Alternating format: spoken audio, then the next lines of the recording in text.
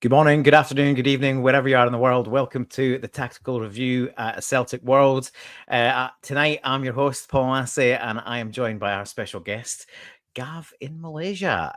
We'll come to Gav in just a second. Anthony is up in Japan. I think we mentioned last week's show for those that were watching. He's got a little holiday up there, which has picked a good time to be away. Our leader has jumped across to a little old tactical review show to add his wisdom. So yeah, Gav, welcome along. I think first time on the tactical review for you. First time. Thank you for having me. Delighted to be here. You're very welcome, mate. It's not the greatest game in the world for us to be doing this for the first time together, of course. But yeah, it'll be interesting to get into it to some extent. I think I might be doing some question asking about tactics, like where were they, for example.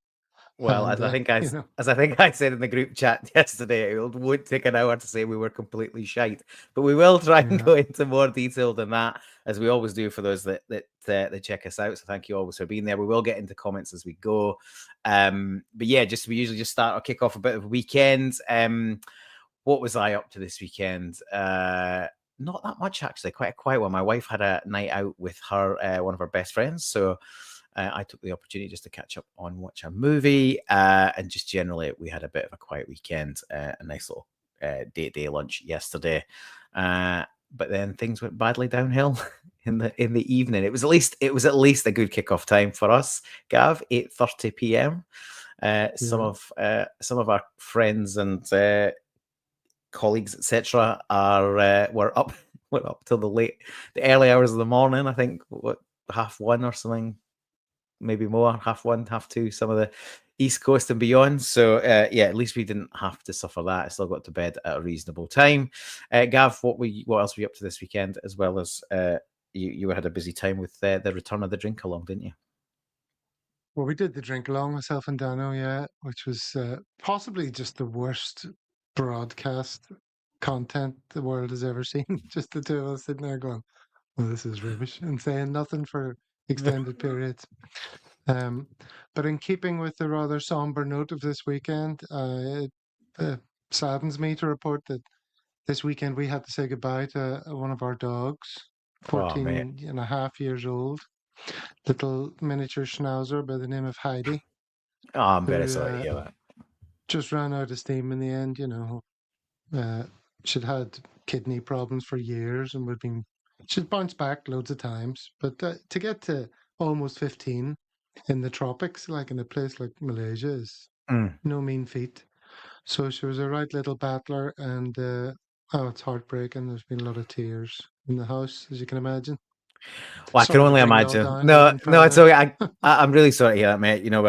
And I can only imagine, because I'm relatively recent. I'm a first time and second time dog owner. So my two are the only two dogs I've ever had, and they are only 6 and 7. So I've hopefully got a good number of years before I have to go that. But every time I hear of somebody that loses a pet, well, they're not a pet, they're part of the family, aren't they? Every time I hear of somebody that loses a cat or a dog, it sort of breaks me up. And the older I get, the softer I get as well. So yeah, that's you're nearly setting me off at this time of the show, Gav. It's not a great start for me. But no, I didn't. Obviously, it's the first time. You could have given me a wee bit of warning off here, but that is really sad news. Really sad news. Really sad news, mate. So I can well imagine how you're all feeling. So wishing you the best. Condolences also to McLaughlin P there. Oh dear. Well, along with sad departed family members, maybe the season went up in smoke as well yesterday. To not to put too fine a point on it, we'll get into the detail on that. I think we'll there's a fair bit to cover, both on the game, which we'll always concentrate on, because that's the point of the show. But obviously, I don't think you can get past a result like yesterday without us having a broader discussion about where it leaves us and sort of what's led us to this point. But we'll get stuck into the start in terms of the team and how we set ourselves up yesterday, which I think probably was a bit of a surprise for most fans watching, Gav. I certainly was a bit surprised to see Kelechi Iheanacho start. I wasn't displeased with it, given our problems in front of goal. But I was a bit of a surprise, and obviously Chivanchara missing, which was a bit of a shock. Araujo continued to be out, and now we learn he's gone back to Bournemouth. So yeah, a stranger look to the team than maybe most of us were expecting. We'd heard McGregor was coming back, but we'll get into his performance in a bit. Anything beyond that, or was that the key things that you took from the team line as well? Oh no, pretty much that's it. On paper, that's a strong team for us. That's pretty much as strong as we can get, in my view. With the exception of a first choice right back, whether that's Araujo or Johnson. But yeah, I was talking about Iheanacho the other day, how I saw him joining in the celebrations on the side of the pitch after we scored in the most recent game, and he's still there, and he's still got something to offer. And I was kind of saying that whenever Osman comes back, my ideal scenario would be to play him first and then bring on Osman with the Mm, legs later. mm, Um, so on paper, it's a good team. On sand, however, I think maybe that is something that we should have thought about. Like, I don't know when the team was decided, or was it pre or post pitch inspection. But with Iheanacho, he's not a target man, is he? He's the guy to hold up play. You play balls into him, he little flicks around the corner and all the rest of it. mm. And that's excellent on a decent pitch, but was always going to be tricky. So I don't know if he was the right man for the job, as it turned out, even though when I saw the team news, I was pleased. I think that's a fair point, because he absolutely is arguably. Well, I think it's hard to say. It's pretty almost certainly the best link-up striker that we've got. His touch is good. He holds it in. He'll wait a pass on the layoff is good. His awareness is good. He's strong. He can play right up against the back striker. Sorry, as the back striker up against the defender and hold them off and hold the ball up. But none of that matters if you don't play it into his body and feet. We spent the day with a player who can do all of those things under pressure, even on a bad surface. He's going to be able to better than Javancha, better than Maeda, definitely better than Adama, to do all of those things. And we spent most of the first half pumping it long, not even at him, really, over his head, beyond his head. Just nonsense, absolutely nonsense from a tactical point of view. I've got no issue with going direct, and we've done it quite a few times this season to good effect. And there was absolutely an argument for going direct yesterday, given the state of the pitch, which it was absolutely horrendous, and it should never be an excuse for it. Even an average half decent side would have coped with that pitch and still won the match. So let's not blame the pitch, as Brian is indicating here. However, given the pitch across the street at Dens Park is infinitely better than this, the league have got to be having a chat to Dundee United about the state they've managed to get that pitch in. It's absolutely horrendous. You'd be embarrassed to have that at the bottom in an amateur game. Never mind, top flight of football. But it's not an excuse. As I was saying, I think we should have been going direct, but we should have been going diagonal, over the top, into the gaps. They weren't playing with fullbacks. We're playing with three centre backs, big, solid centre backs. Fine if you play it in front of them or up in the air. They're going to win everything in the air. They're going to get blocks in. Not the best if you try to turn them and get in behind and make them run into channels where they don't want to be. Their wing backs are high up. You've got players with Maeda and Yang who have got decent pace, especially Maeda in the wide areas. I just don't understand why we weren't hitting diagonals in to the corner from deep. We were just pumped, like Sinisala was just horsing it long, straight up the pitch, no angle. Even if it actually gets a flick, and this happened a couple of times early on, it's just going to go straight through to the keeper, which it did. Like, there's nothing he can do with a ball that's above nose height. It's nothing he can do with that. It's got to be into his body and into his feet. So, yeah, I'm at a bit of a loss. You didn't even have a tactical discussion. I'm at a bit of a loss as to what the tactics were, because we didn't play to the striker strengths and we didn't play to our winger strengths. And this is a limited team. Let's be under no illusions. This is one of the weakest Celtic teams I can remember in my lifetime, past the 90s. So you've got to go back, and if we will talk about some of the stats, you've got to go back 2 decades, 25 years, 30 years for some of the records that are broken by this side, and they're not good records to be broken. So we know this is a poor side, but even a poor side can get better results than yesterday. And we have done. We've come through this. Is the frustrating thing about this, and we'll get into this, is we've come through the hardest run of games that we thought we were going to see. And we put ourselves in a brilliant position back. And I was super positive, as was Anthony last week. We put it back in our control. 4 games away in 10 days. No one expected us to come through that unbeaten. I didn't. If you're a Celtic fan and say you thought you'd come through those 4 matches, Stuttgart, Rangers, Aberdeen, all away, and you thought we'd come out of that unbeaten, fair play to you. You're either super positive or you're on something that's making your life slightly more rosy than most people's, because I didn't think there was a chance of us coming through that unbeaten. And then following that period, you then play the form team in the league. It's played the best football, and you beat Motherwell pretty comfortably, 3-1 last week.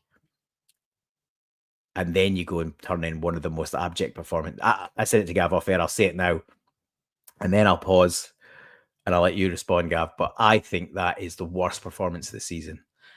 Worse than Kairat, worse than anything under Wilfried Nancy. In the context of the season, that is the worst, most abject performance we have seen this season. And there's plenty to pick from. And I don't make it lightly. But having just put ourselves in, come through the toughest run of matches, put ourselves back in the title in our own hands, to give up so meekly and to chuck it as some players did in that second half is pretty unforgivable for me. So, and we just looked tactically inept and out of ideas. We'll get into stuff like the substitutions and all of that later, but just no one comes out of yesterday in a favourable light. And yeah, the Pork Chop Expressman is a good point here. Was this game regarded as the easiest out of a tricky run? Well, it was the easiest out of a tricky run. Like, I don't think that's up for debate. Maybe you could argue Aberdeen away was an easier fixture than this, but you know, the midweek, terrible weather up north, all of that. This is up there, and even if the fans are calling it the easiest game, and in-house the players and management shouldn't have been calling it the easiest game, they should have been bang up for it, and know at the very least that United will come and fight and know how to play on their dreadful surface. And we just didn't compete, and we got what we deserved. Sorry, Gav, that was a long monologue. Carry on. It's okay. No, go for it. That's good. Was it the worst game all season? I mean, it's hard to argue, really. It's definitely up there. I mean, and you mentioned Kairat, but it felt like Kairat. It felt like watching that game to me. You know, that was a terrible pitch as well. And we just didn't mix it up enough. We tried to play the same old thing that just isn't going to work when the pitch is full of divots and lips. And I mean, you see how untruly the ball ran. When you see their goals, you know, they took so many bobbles before going in. At least one of them did anyway. It's impossible to play like neat, intricate midfield passing, you know, and yet we, for some reason, just didn't really play the conditions. Like the point earlier about you can't blame the pitch. No, but you can blame the pitch combined with the lack of flexibility in our style of play. You know, if the pitch is going to be that bad, you change course, do something else, try something different, as you say, diagonal balls down the channels, get in behind them, all that kind of stuff. Not necessarily hoofing it up to the big man for the nod down, but you know, get in behind But them, bypass the midfield to some extent, play longer we've passes, elevate the passes. we You know, fell into this. You're spot on. We fell into this trap when Chavantra made his debut, didn't we? Like, he played at Hearts, and we just horsed it long half the game because he was a big bloke. Like, and I just don't know if that's what has been sort of shared as a tactic, or that's just a sort of go-to that players got spooked by the conditions and thought, right, we're going to have to take some of the risk out and just play it long. But O'Neill was doing his nut on the sidelines, but I still I'm not sure as to what he was actually instructing the players to do, because there just didn't seem to be much of a clear plan beyond, well, let's get into a bit. Before we do so, Porkchop Express, many happy returns, 60th birthday, big milestone. Well done. I hope you had a great day. Apart from the result, I hope there was other things to share some pleasure in. But yeah, absolutely, it's gonna flatten any party atmosphere with a performance and a result, but definitely the performance that we saw yesterday. I think all of us would sort of say,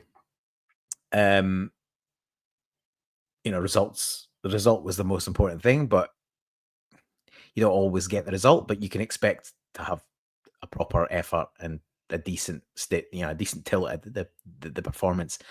And I just think far too many of our players, in fact most, didn't show the effort and application you would expect at any point in a Celtic shirt, but certainly not at the pointy end of a season when you're still chasing down teams above you. So the other two did their job on Saturday. It was there for us to go and put ourselves back in the mix, and we just didn't turn up.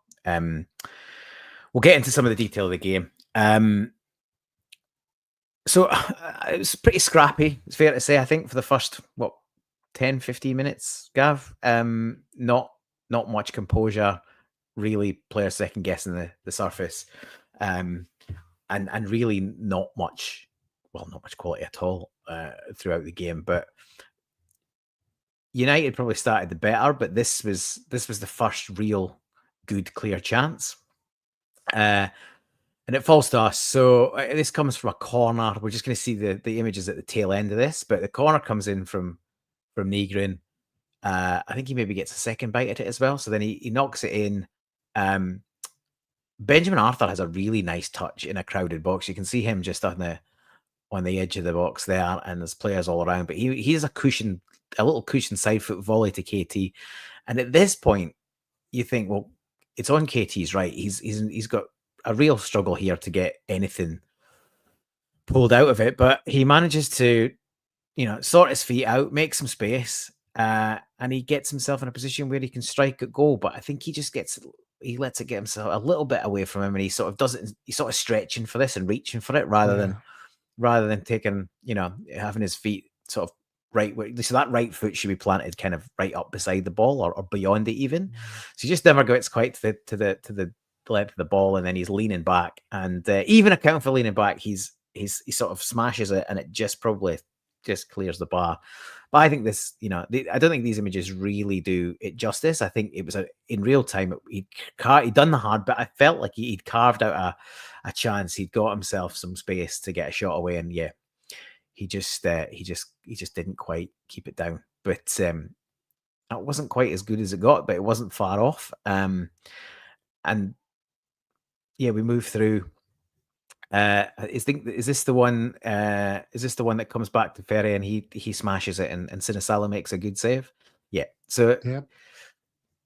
The ball's cut back, and like we're a bit weak on the. And this has been for those that watch the show and listen to the show regularly, we talk a lot about pressure on the ball and the space we allow players to either cross or shoot.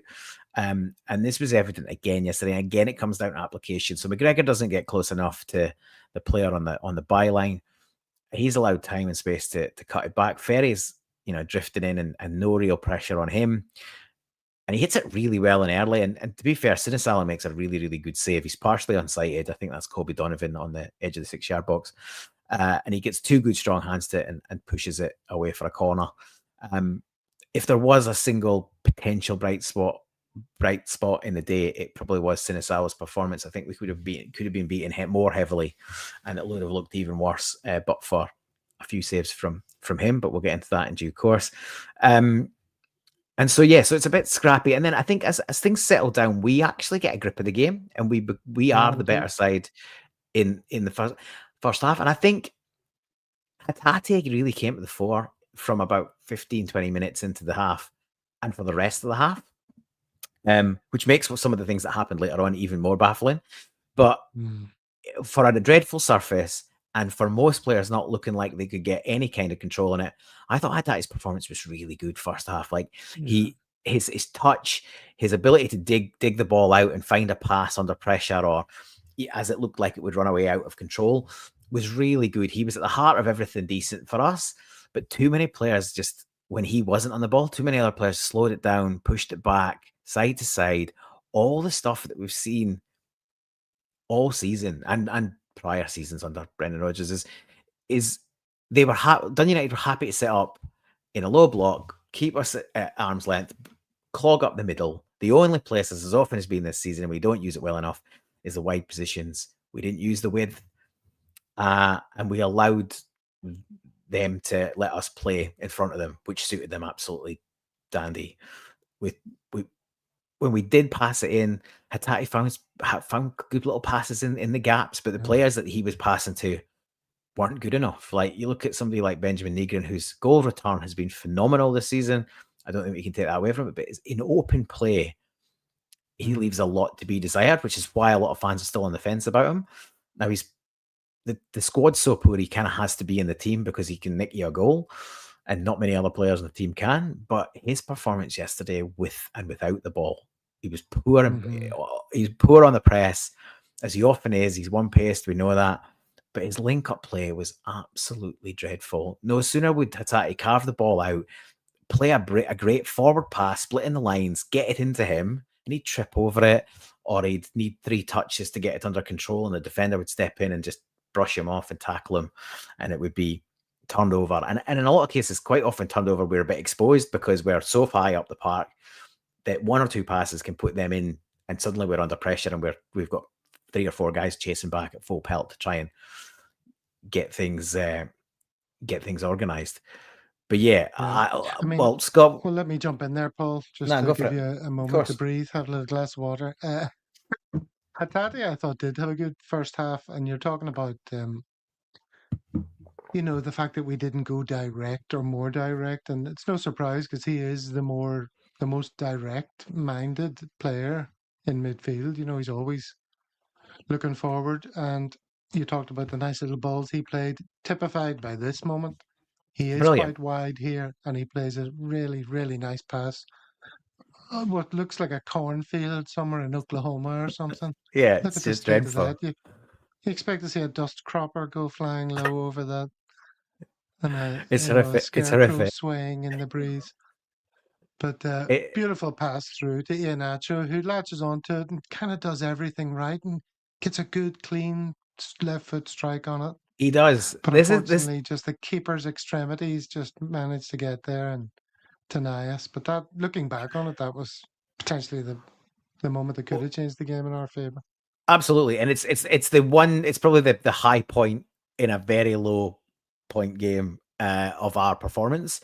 Hatate's, and I think he gets that from memory. It's a first time pass. He gets it on a kind of played out to him, and he's sort of on the half turn, and it's almost stretching, and he therefore has to hit it first time.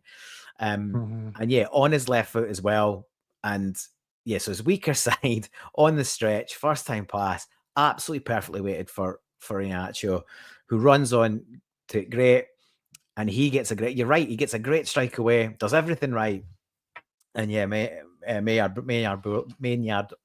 Brewer, easy for me to say, just manages to, you're right, to get a mixture of hand and foot fully extended and just enough to block it.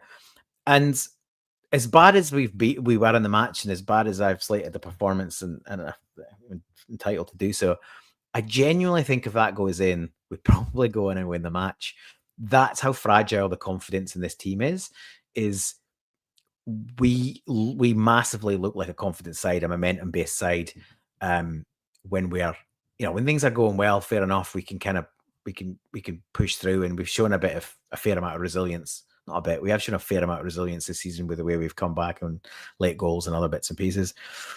But when it's not going our way, sometimes you can tell we could have played for another 90 minutes. We wouldn't have scored yesterday. It was that kind of day. But I genuinely do think if that goes in, we probably go on and win the match, which it sounds ridiculous if my to say, but had a... absolutely. But this is the thing. Like, so Iheanacho, and let's talk about the strikers here for a bit because we've got the time.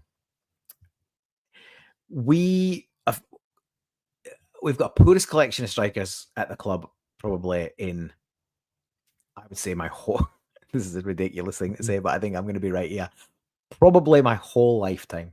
So we're going back the guts of 50 odd years, just under for you, just over. And I don't know, can you remember a worse collection of strikers, a poorer No, collection of strikers? even at the thinnest times, there was always somebody you could There rely was on to one get, guy, yeah. 12 goals or something. Mm. Well, yeah, somebody put it up earlier. Mm. Johnny Kenny is our highest Mm. scoring central centre forward Mm. with 4 goals this season. That is, if all the stats that you'll hear in the next few days, and you've probably heard over the last 24 hours, if that doesn't put the fear of God into you and point a strong finger again at the absolute incompetence of this board that is supposedly running our club. We're sitting with 60 odd 70 million in the bank, and we haven't got a striker that can score more than 4. He's not even at the club anymore. He's off on loan to Bolton. And there's still a reasonable chance he will be the highest scoring.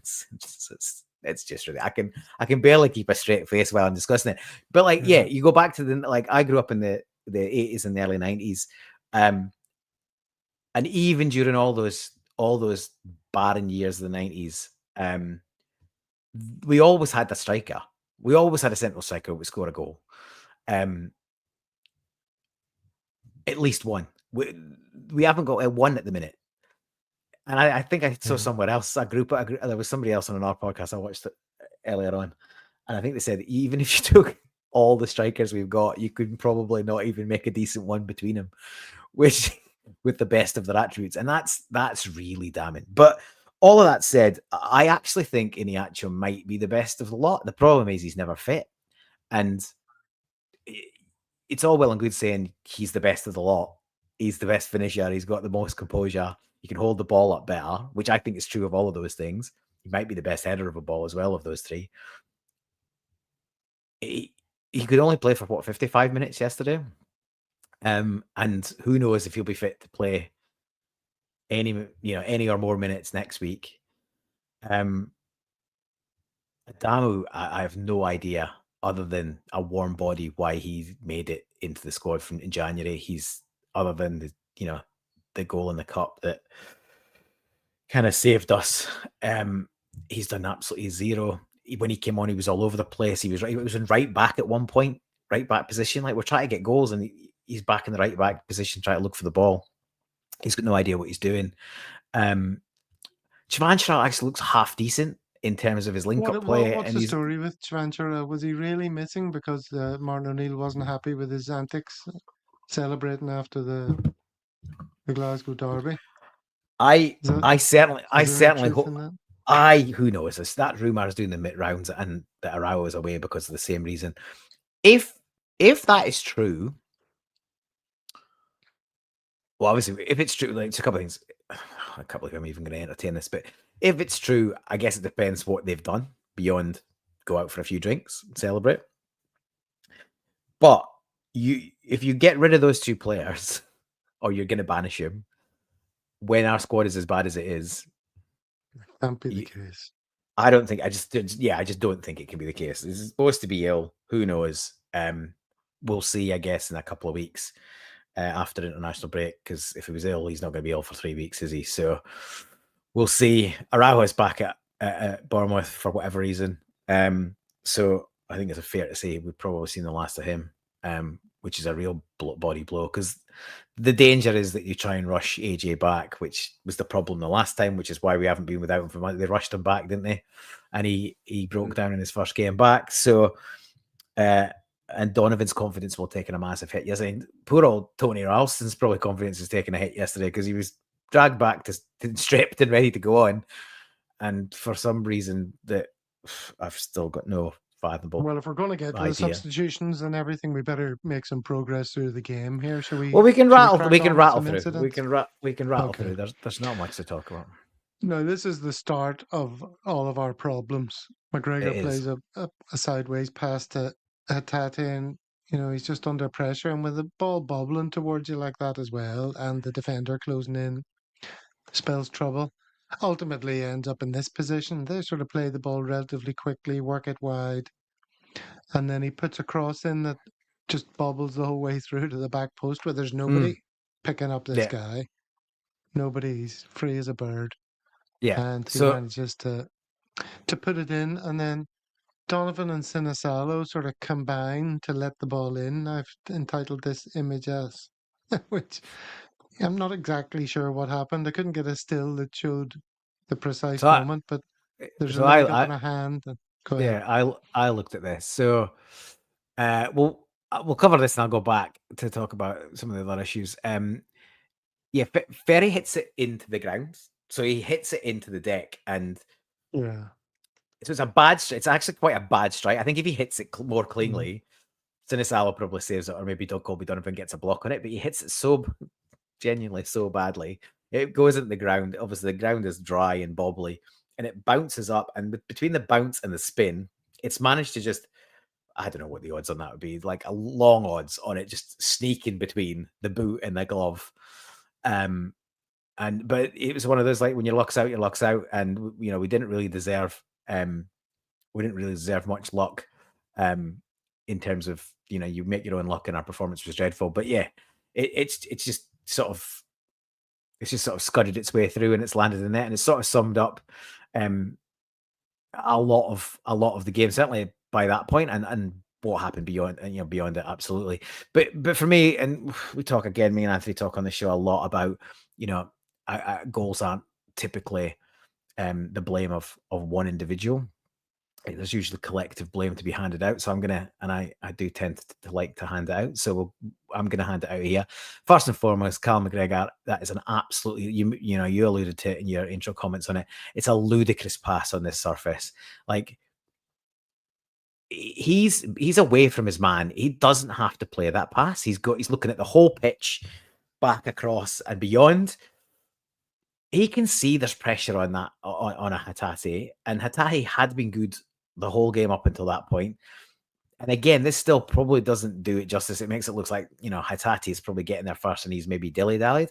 I don't think that's the case at all. I think by the time the ball reaches him, yeah, that United player is all over him like a rash, and he's got no time to even take a touch and get it under control. There's no one showing for it or asking for it. The only place that he could potentially have gone is straight back to where it came. And I really think if the only place you can play a ball is back to where it came, you probably shouldn't have had it in the first place. Because what are you trying to achieve? If it's just going to go back to where it came, the player that's played it to you in the first place hasn't really made the best decision in terms of the options available to the player receiving. So McGregor's made a pig's ear of that, and it wasn't the first time. He got away with a few in the first half. He was a mile off the pace. Now I know we need him back, because not necessarily because of how good he is, and he's had an okay season, but poor compared to previous seasons. But just because of how rudderless that midfield is generally, and we saw it when he went off, and we saw it when Hatate was taken out and into the right back position. That midfield was absolutely rudderless. But he got away with a few in the first half. Again, he was a mixture, probably second guessing his injury, nursing himself through, and second guessing the pitch. It was, you really have to go. We've got 2 weeks off after this. Why do you risk the skipper coming back from injury that you need for the run in on a pitch like that, on a surface like that, when he's undercooked? People got a lot of different views on Paulo Bernardo. And clearly 3 managers haven't felt the trust. But this is a guy that Ange Postecoglou used to trust in Champions League games. When there was a Champions League game that needed a midfielder that would be disciplined, put a shift in, and look after the ball, who did Ange pick? He picked Paulo Bernardo. And now he can't be trusted to fill in for it. And, there was a period there where McGregor was, after O'Reilly left and McGregor was injured for a few games, Bernardo was asked to fill in. So he's absolutely capable of doing that. But for whatever reason, he's persona non grata these days. But I just don't understand why you risk the skipper on that pitch. Okay, I think he comes in for some blame. Who's next? He gets a lot. Well, he comes for me. He comes. Yeah, well, yeah. So Carl gets the majority of the blame here, and KT's got to take some as well, because he's got ball watching here. Donovan doesn't get any blame because he's got to cover round. But yeah, we're too narrow. We're allowing players. We're not putting any pressure on the ball. That's the other thing. They're allowed to shift it around on the edge of the box without any pressure. So the whole unit can get blamed for that. But KT gets sucked to the middle when you can see there's 2 players in there. McGregor's got himself back. I think that's him in there, and that's Scales. So he doesn't need he doesn't need to be that narrow. He gets caught ball watching a little bit, and so by the time he realizes what's going to happen, he's slow to get to his man. He doesn't shut it down quick enough, and the winger, the wide player, plays a really good ball into a dangerous area, and it's really hard to defend. And so you can understand why it makes its way to Ferry. Here, you've got to be looking at guys like Nygren, who's standing near the penalty spot, marking no one. And I think that is that Yang, and that might be Hatate. Yang should have probably been covering round. Donovan's where he should be. So you've got 3 guys now at the front post, which tells you, some people have lost their position. So Donovan has got to cover there. So you probably got an issue here with the centre backs. The centre backs are probably at fault, and likely Ben Arthur. Really, he's got sucked to the front post, which meant Donovan's got to cover round, and then you've got a big space at the back post, and nobody's working back to cover that space. And as I say, it's a poor finish, but he gets it on target, and you get a bit of luck if you've got to be in it to win it. And he hits a poor shot, but he gets a break of the ball, and it finds its way in the back of the net. So no real blame. Would Sinisalo have got a hand to it if it didn't come off the toe of Donovan? Did it come off the toe of Donovan? I don't think it does. I think honestly, it sort of slithers its way through between both. I just think if he hits that clinger, then Sinisalo, the keeper probably saves it. Yeah, absolutely. So bit of a signal. But I think from my point of view at this point is how it's a calamity, but it's how we react from there, and which is we basically don't. We're an absolute shambles. So the goal went in. The first goal went in at 51 minutes, and we start making changes at 57 minutes. So we at 50. So 6 minutes after the goal goes in. Don't know why it takes 6 minutes to make a change. Who knows? But yeah, the injured players have run the race. I assume that there's maybe been a decision pre-game that they're only going to play an hour, which would sort of match up to that. 57 minutes. Iacho comes off. Sebastian Tenecti comes on. The captain comes off, and Alex Oxlade-Chamberlain comes on. That's a straight swap. Tenecti comes on in the wing, and Maeda goes and fills in for him. Adamu obviously not trusted in a like-for-like swap, understandably so, when you see his performance later. And then shortly thereafter, Colby Donovan gets injured, which I don't know what commentary you guys were watching, but I was watching on Celtic TV, and they seemed to be, commentator seemed to be saying impact injury because he sort of fell and stumbled over the advertising hoardings, but Peter Grant rightly pointed out that it was more likely a twist from the way he fell and landed rather than the impact of it. And that certainly looked at the way that the physio was looking at it, the doctor was looking at it, and sort of how he was sort of feeling it and grimacing it. So when we haven't got our troubles to bear, these are the substitutions here in the I think slots. I think this could be another. I think this could be another injury that maybe puts a player out for the rest of the season. If it's some sort of meniscus or ligament based injury, then you're not coming back in a few weeks from that.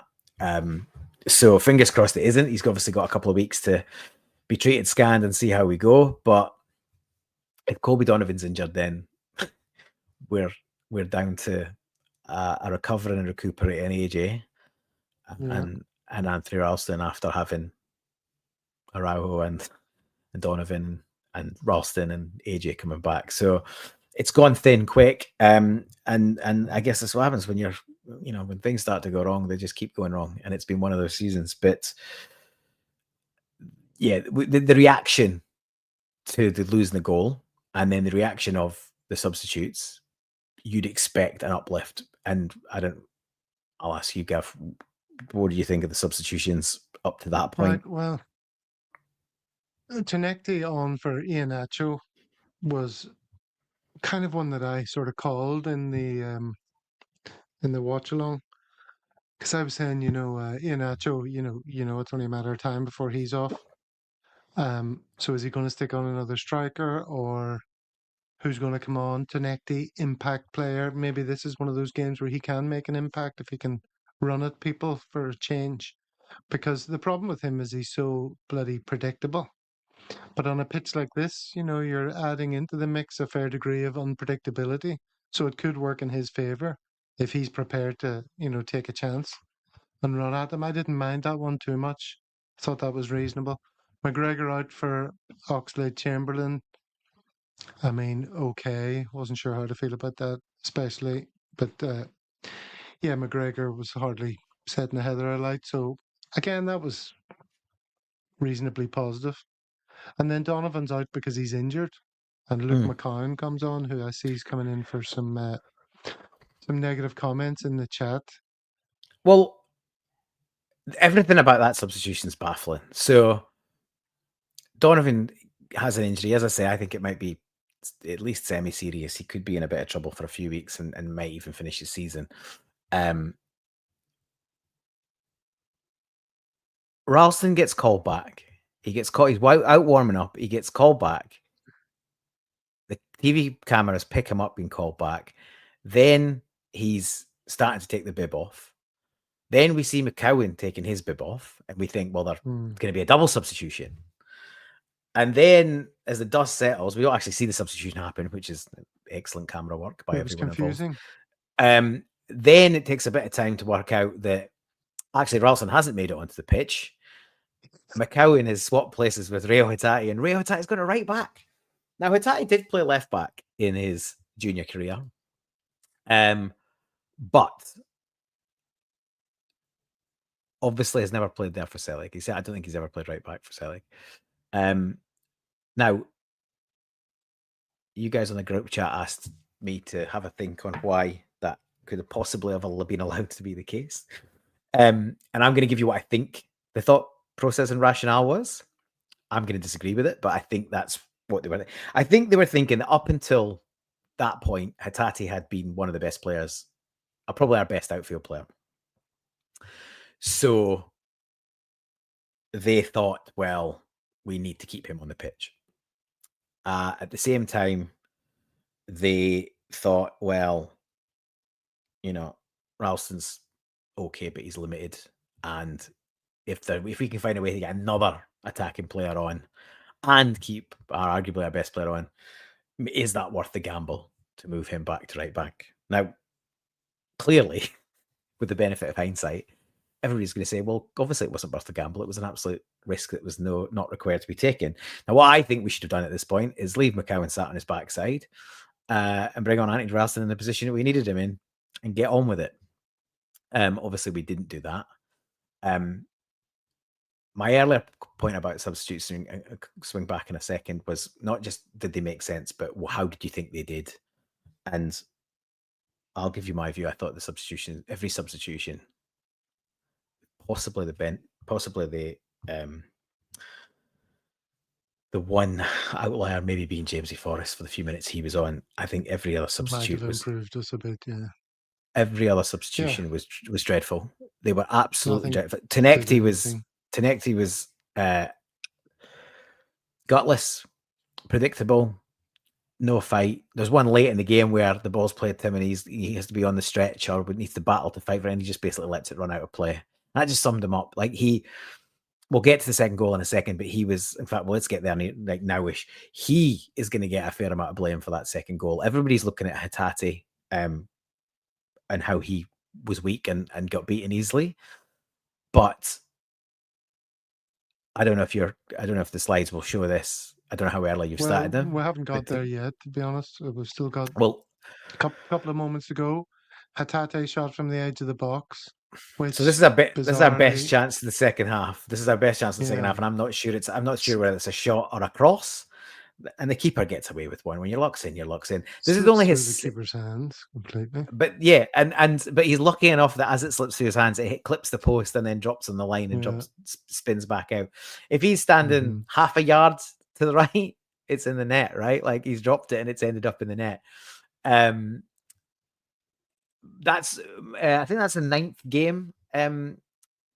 Maynard Brewer's been in the team since he came in January. This is only his 2nd clean sheet, so 9 games for United. He'd only completed 8 games. He had 1 clean sheet. He comes to get up against Celtic and he gets another one, and nearly chucks one in the net at the same time and still manages a clean sheet. Yeah, it's pitiful that's the best chance we had in the second half, which was a hopeful hit, potentially across. And then the next slides we have are the build up to the goal. Now this is them battling away in midfield. I say battling away, but it's against the toothless Negrin, who I think we talked about this in the drink along. I asked Dano, have you ever seen Negrin win a meaty challenge or outmuscle anyone in his puff? And I think the answer is probably no. So this is the ultimate scorer, I think, who gets the ball here, and look at the amount of space there is out wide here. You talk about how narrow we are; it's insane, that image. And one pass just into space completely frees their left winger. Yeah, well, I want to talk a little bit about what happens before that first image. So if you go back to that first image, the ball starts on the near side to us touchline. Tinecti gets involved in, I think he might even have the ball. If you can hear one of my dogs barking, apologies. He starts with the ball on the touchline. He plays a poor pass that gets intercepted. It bobbles around a bit and it becomes a 50-50. He's the player just on the edge of the shadow next to the United player in the middle of the screen. He then follows his own mess as it's bobbling around, and it's his header that drops it into this mess here. So he's compounded his first mistake with a second mistake that puts it in here, and leaves it with he leaves Negrin with way too much to do, and United midfielder nips in and just prods it away, and then you're right from there they're away. So Sebastian Tinecti, absolutely, one of my big grievances with him is not just how predictably he is going forward, but how poor he is on a defensive basis, which we need our wingers to be solid defensively as well. You look at Maeda, the work rate he gets through from in a defensive sense. Tinecti is just night and day. He gives away a ball away cheaply, and then he's got zero fight to try and win it back. So he makes a mess of this here. You're right. You get one nick and one pass, and it's away. And then from there, it's a bit of a shambles all around. But yeah, here, Hatate shows his lack of awareness in the position he's been put in. By he's slow to appreciate where the danger is. He's on the turn. It's over his shoulder. And then he does what inexperienced or poor fullbacks do, or players that are out of position playing fullback do. He goes to the ground, commits himself too early. Like, as a fullback, you've just got to stand this player up. If he stays on his feet and puts himself between our goal and the ball, he's forcing the winger to do something special. As soon as he goes to the ground and commits himself, it's all over. Like he's allowed the winger to, in this case Ferry, to get away. Ferry can't believe his luck. It's just really poor. No, he can't, and he's in, and he's got. He's got all that ploughed tractor field to run into, and get his head up and look for what's going to happen next, which is to pull it back, and he's got a player to have a shot. So this guy has a shot. And Scales does a half decent job. He's only able to block it, unfortunately. He can't actually hook it away. But here's where I've got another bit of grievance. Like, look how static our defensive block is here. The ball's on the edge of the box, and only one player, which is Luke McCowan, even appears to recognise there might be some danger. But his effort to get out here was absolutely pitiful. He's jogging, right? At this point, I looked at the replay today. He's jogging. He needs to be absolutely breaking his neck to get out to the midfielder. Yeah. And the worst case scenario is you at least put him off and he doesn't get as good a strike, or you might actually get a block on it. The other player I've got a real issue with in this one is, and I watched this replay back 2 or 3 times today, Negrin actually turns his body and makes himself as small as he could. So he turns side on. In the end, the ball goes past him, and even if he's standing up straight, he maybe doesn't hit him. But one, he shouldn't be static. He should also be making a charge towards the player shooting. If you've got two players running out at you shooting, and from different angles, it's pretty hard to get a good strike at goal. He's standing. Look, you can see him there. He's sort of shirking himself and turned but round. he's standing up straight. Look at the ox. Yeah, Look at the ox. Yeah. What's he doing? Yeah, he's turned his back as well. Bobbling through people's legs and stuff. It's not an Exocet missile that's going to take your head off. So if he's facing the ball, who knows what he could have done to avert its trajectory. Mm-hmm. What the hell is the ox doing there?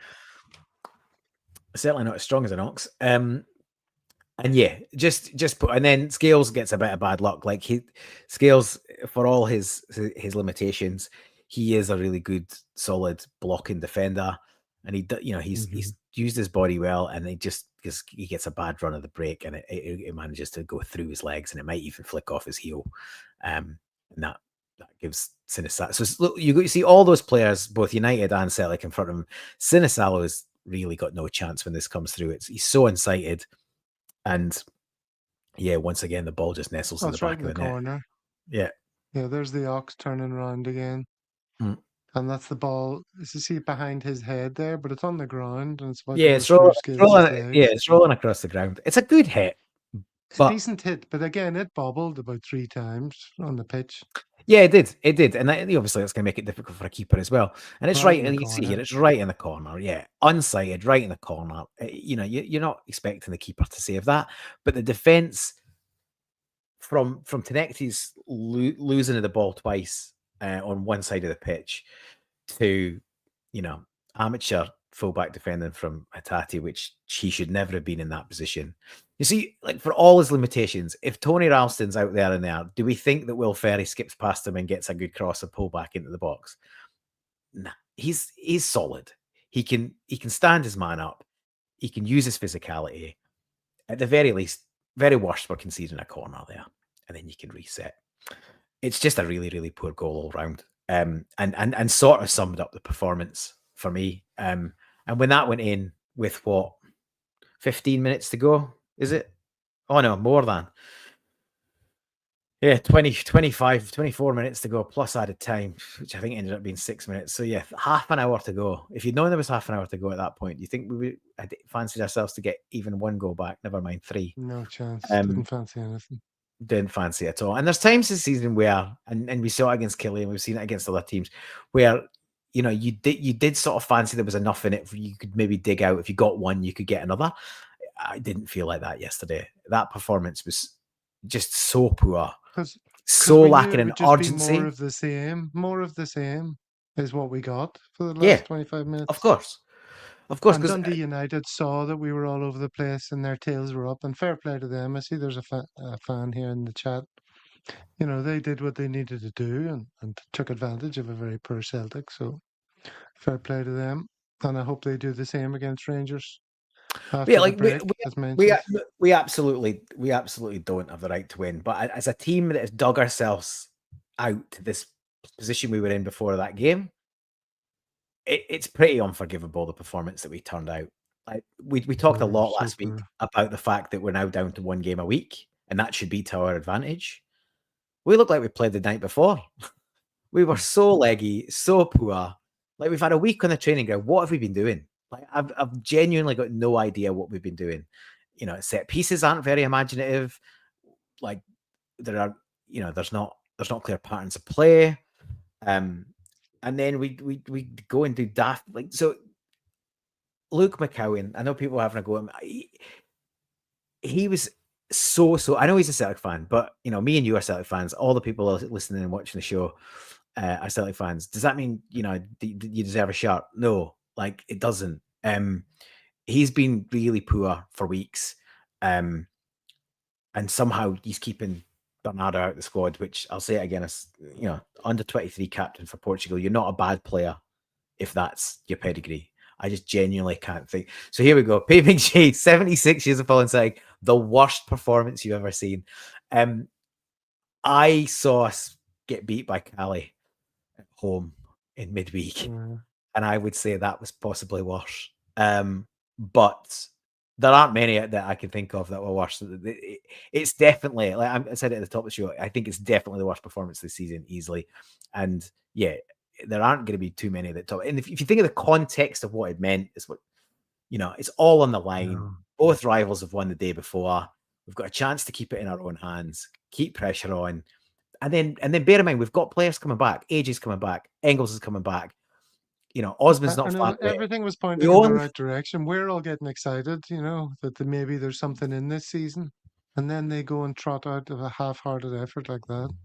It's really it's the half unforgivable. it's in the half-hearted you're being generous, Gav. I think it's the complete lack of fight and willingness to go and put bodies on the line that really got me. And let's be honest, that a result in a performance like that has been in the post. We've seen a few of them already this season. We've just when you think you want to write this team off because it's so fucking bad, they pull out another result and they keep themselves hanging on, and the opposition aren't great, so they leave the door open. But I think we've now got to win 6 or 7 games out of the remaining 7. I think 6 at a push, but I think you've probably got to win all 7. Can we see that happening? Like, I think until it's mathematically impossible, I'm obviously going to continue to hope that we can get it Yeah. done. But we did some of the hard stuff. We did some of the really hard yards after the abysmal appointment of Nancy and 2 wins in 8. If O'Neill stays through that period, I think we've probably got. This is going to sound even more ridiculous. We could be sitting. We could and probably should be going for a treble. That's how ridiculous that appointment was. That's how ridiculous that appointment was. As it stands, we might win nothing. We might win a Scottish Cup. We could still win a double. It's not good for I've gone grayer in this season than I have done in any other. You've lost all your hair, Gav, thankfully, because you've been pulling it out. It's I don't know what's going to happen. It's just ridiculous. We need a reaction.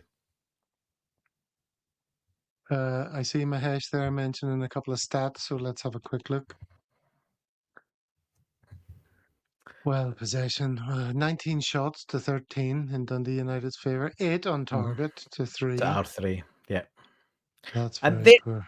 And that's damning, right? And this shows you we had 47% possession last week against Motherwell. We won 3-1.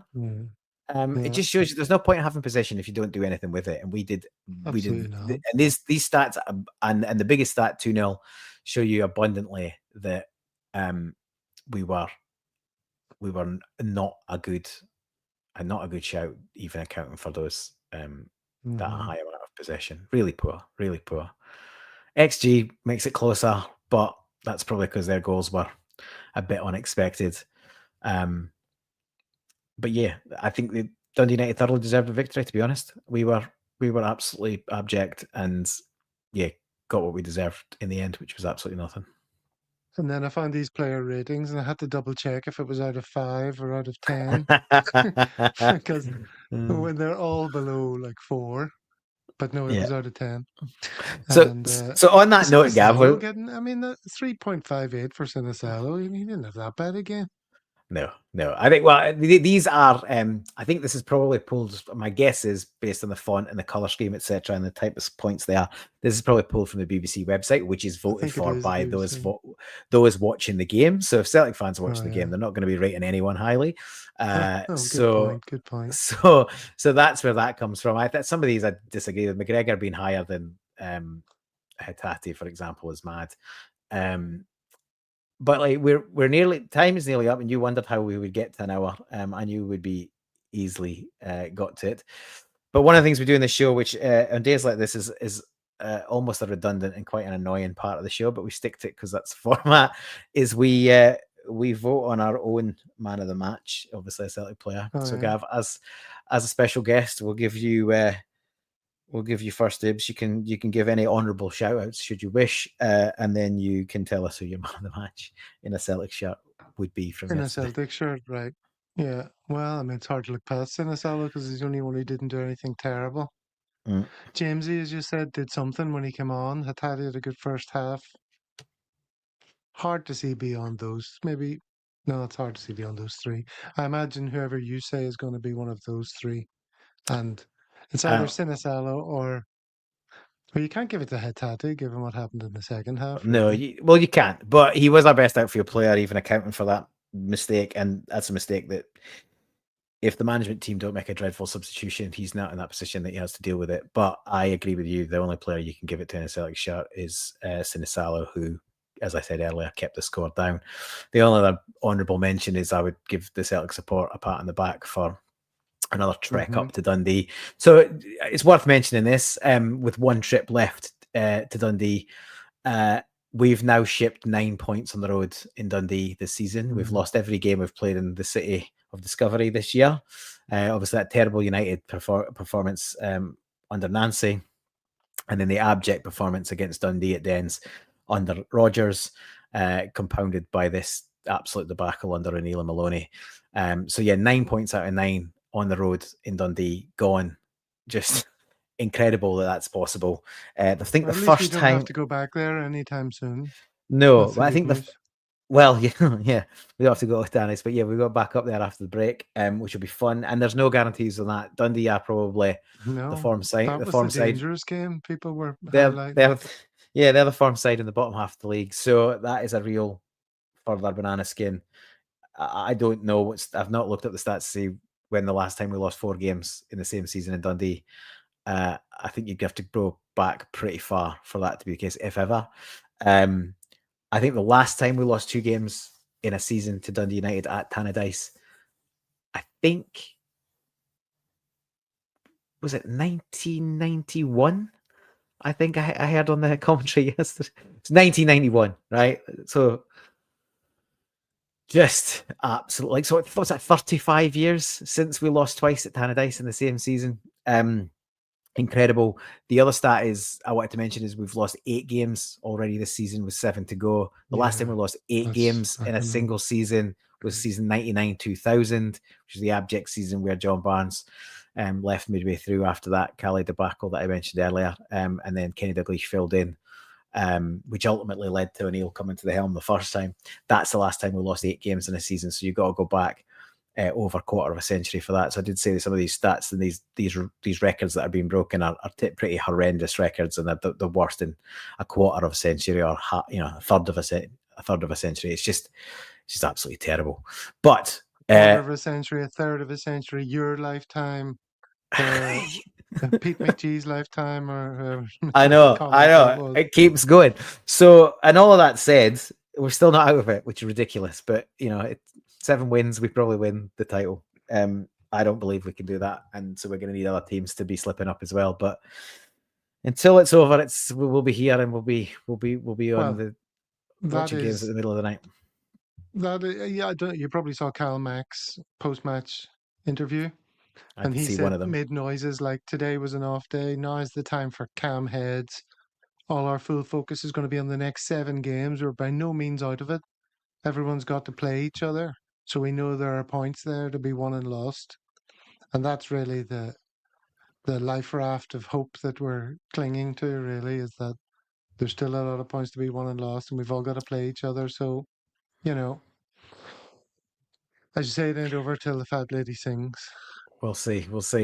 On that note, to try and make it slightly more positive, we'll move away from Celtic.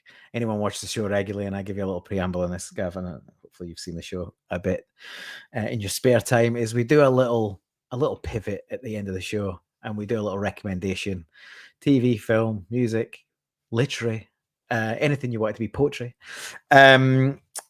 Just to give our viewers and listeners an option that something they may not have seen or heard or be across yet. Have you got a recommendation for I've got a couple, actually. Go for it. Now, one of them probably everybody knows about, but it just never came across my radar. And, I live in the middle of nowhere, and I have to sort of stumble upon things. So maybe you all watched this already. This is Irvin Welch's Crime. Have you seen that, Paul? I'm across both seasons of Crime. Okay. Very good. With Dougray Scott, who is an actor I heard of ages ago, and I haven't seen him in much. But yeah, anything Irvin Welch, I absolutely lap up. And Same. He's a good lead character, actor to play the lead character in an Irvin Welsh thing. That's Yeah, for he sure. is. So yeah, so very much enjoying that. Yeah, it's great. That's one thing. He plays Ray Lennox, who is like a more kind of under character in Filth, which he in the movie. It was played by Jamie. The same character was played by Jamie Bell, but I do think Douglas Scott does a phenomenal version, and I think he plays I think Lennox is a Jambo, which is interesting because Douglas Scott's a He high is a B. Jambo. Yeah. He's a high B in real life, so So that was it's probably appropriate. that was probably the hardest bit of his acting, I would imagine, was to try and be a Jambo. Yeah. Oh, and then the other one is well, someone who has been central to my musical appreciation throughout my life. Everything was built around this band when I was a teenager, and therefore it stays with you all your days. But he has had a magnificent solo career, much maligned in many ways, musically and personally. But Makeup is a Lie, Morrissey's quote comeback album. It's his first album for 5 years or more. Hasn't had a record deal for ages. But he's come back with this and some really excellent songs on it. And even the ones that I didn't like initially and I was cringing a bit, they're proving out to be growers.